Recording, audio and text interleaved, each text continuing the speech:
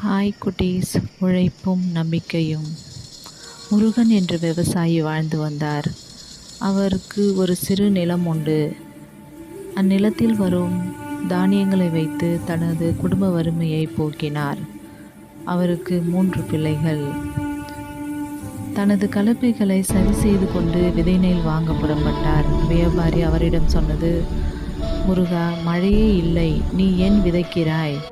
நெல்மணிகள் அனைத்தும் வீணாகுமே, காய்ந்த நிலத்தில் என்ன பண்ணுவாய் என்று கேட்டார். மழை வரும் என்ற நம்பிக்கையில் அவர் உழத் தொடங்கினார். தனது ஊர் கிராம மக்கள் அனைவரும் வந்து அவரை கேலி கிண்டல் செய்து சிரித்தனர். முருகன் ஏன் இவ்வளோ கஷ்டப்படுகிறான் என்று அவனை பார்த்து சிரித்தனர். விதை பயிர்கள் காய்வதைக் கண்டு அருகில் இருந்த கிணற்றில் தண்ணீர் மொண்டு கொண்டிருக்கும் போது திடீரென்று நிறைய மழை பெய்ய ஆரம்பித்தது. முருகனுக்கு ஒரே மகிழ்ச்சி.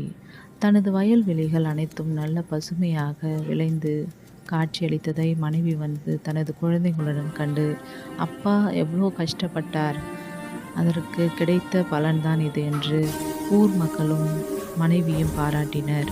பின்பு அம்மண்ணிற்கு நன்றி சொன்னான் முருகன். தனது அறுவடையை தொடங்கினார். நல்ல மகசூல்.